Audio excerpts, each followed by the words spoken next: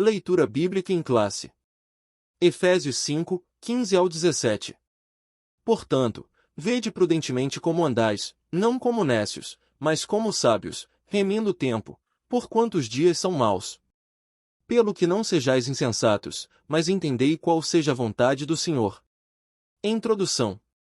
Na jornada da vida cristã, o Pai Celestial estabelece o padrão de conduta para a vida eterna.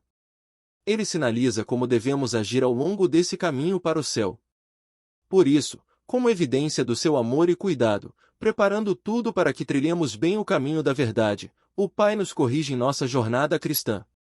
Por isso, nesta lição, estudaremos a respeito de como devemos nos conduzir pelo caminho que nos leva ao céu.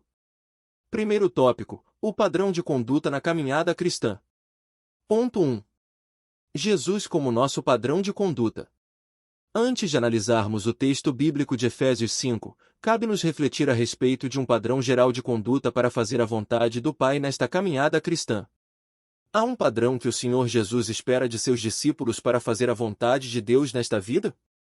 A palavra padrão expressa uma norma determinada por consenso, ou por uma autoridade oficial, que se torna a base de comparação consagrada como modelo a ser seguido. O Senhor Jesus ensinou o seguinte: porque eu vos dei exemplo, para que, como eu vos fiz, façais vós também. João 13:15. Ora, esse texto expressa que ele é o nosso modelo de conduta, o nosso padrão de vida. Sim, há um padrão de conduta que tem como base o nosso Senhor, e quem deseja fazer a vontade de Deus neste mundo deve olhar para Jesus, o autor e consumador da nossa fé. Hebreus 12:2. Ponto 2.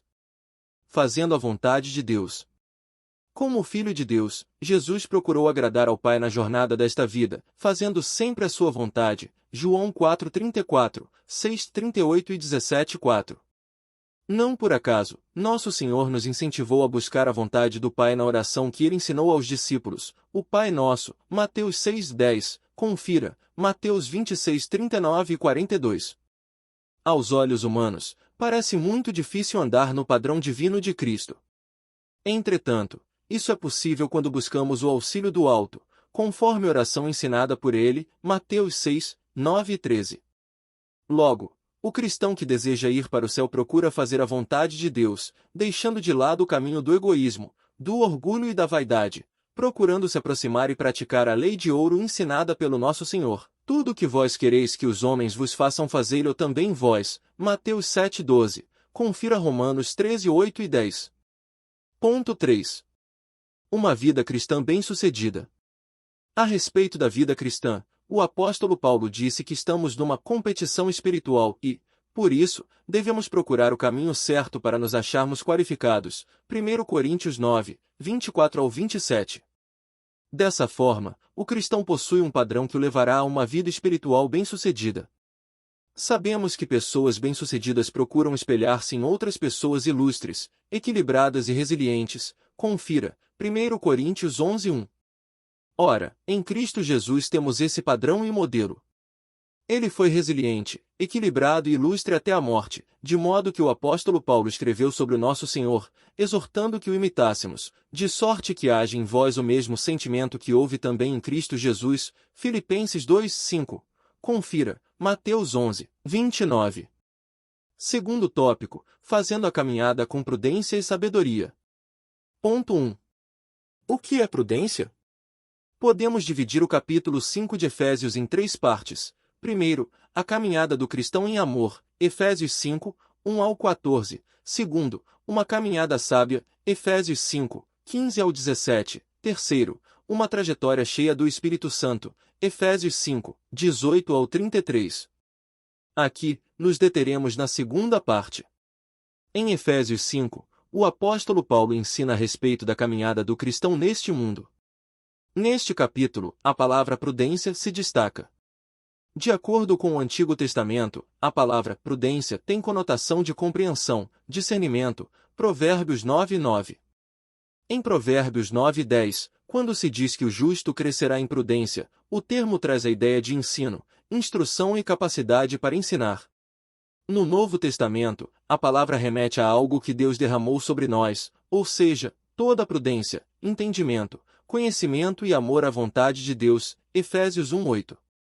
Então, Podemos conceituar prudência como virtude que nos permite agir com cuidado e moderação diante de situações desafiadoras. É uma razão prática que nos permite discernir entre as escolhas mais adequadas para fazer o bem. Provérbios 16:16. Confira. Tiago 5:17. Ponto 2. Não andeis como nécios. Apóstolo Paulo diz que não devemos andar como nécios, Efésios 5:15, cujo adjetivo asófos traz a ideia de alguém insensato, tolo, ignorante e embotado, Lucas 24:25, mas como sábios, ou seja, diligente, cuidadoso e sábio, cheio do Espírito Santo para fazer a vontade do Senhor. Ser nécio reflete uma vida de ignorância espiritual, ausência de sabedoria e desprovida de luz divina, significa estar imerso numa jornada de pecado, Efésios 2:2 e 3. Por isso, o apelo do apóstolo Paulo para o crente é: vede prudentemente como andais. Em outras palavras, seja prudente. O apóstolo deixa claro que os que vivem na carnalidade jamais agradarão a Deus, Romanos 8:8. Ponto 3. Andeis como sábios. O adjetivo que Paulo usa para qualificar quem caminha para o céu é sábio, do grego sofós, uma pessoa hábil, perita. Esse adjetivo descreve em essência a vida do cristão dirigida pelo Espírito Santo. Ora, os que andam no Espírito, caminham na luz, na santidade têm sabedoria, Efésios 1:8, Colossenses 4:5. Por meio da luz divina, que habita o crente, seu andar é com discernimento, a sabedoria realmente o faz distinguir entre o que deve ou não fazer. Há um compromisso de jamais voltar à conduta antiga do mundo. Contudo, é relevante compreender que essa sabedoria não é humana, não surge de cursos acadêmicos, ela é espiritual, vem de cima. Por meio dessa sabedoria, andamos em santidade, Hebreus 12:14, e nos tornamos semelhantes a Jesus, 1 João 3:2, Gálatas 3:26. Terceiro tópico, vencendo os dias maus. Ponto 1. Remindo o tempo.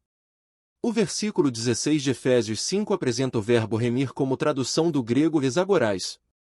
Ele possui dois sentidos. Primeiro, redimir, resgatar do poder de outro pelo pagamento de um preço. Segundo, comprar para uso próprio.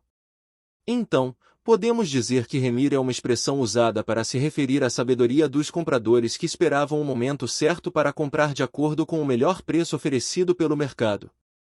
Com a expressão remindo o tempo, o apóstolo Paulo se refere ao cristão que se conduz de maneira proveitosa e sábia no contexto deste mundo, Efésios 5:16, confira, Colossenses 4:5. Ponto 2. Remindo o tempo e a volta do Senhor.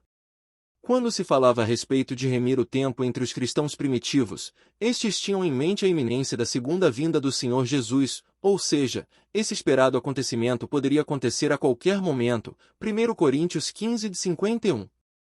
Por isso, os cristãos eram incentivados a procurar sabiamente aproveitar todas as oportunidades, em especial, no sentido de se prepararem espiritualmente para aquele dia.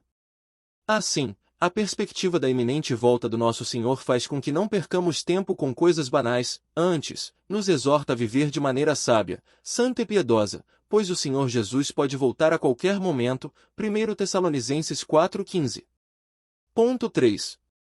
Os dias são maus. Outra expressão que chama atenção é os dias são maus, Efésios 5:16. Ela revela que estamos inseridos numa sociedade dominada pelo pecado, que pode tomar o nosso tempo e nos levar à prática do mal. Não podemos nos conformar com essa possibilidade, não podemos ser insensatos a tal ponto, mas entender qual seja a vontade de Deus, Efésios 5:17. Desse modo, a vontade de Deus tem a ver com, como cristãos, aproveitarmos o tempo para fortalecer nossa vida espiritual, praticar o bem para com os outros, ler a Bíblia, orar, se consagrar e congregar, Gálatas 6:10, Hebreus 10:25. Conclusão. Em nossa caminhada para as mansões celestiais precisamos seguir o padrão divino, isto é, as normas determinadas pelo Pai, que estão inseridas em sua palavra, segundo Timóteo 3:16. É preciso viver sábia e prudentemente, aproveitando bem as oportunidades de fazer o bem, e não deixarmos-nos dominar pelos dias maus, na certeza de que a vinda do Senhor se aproxima e, isso, nos incentiva de maneira santa, Hebreus 12:14.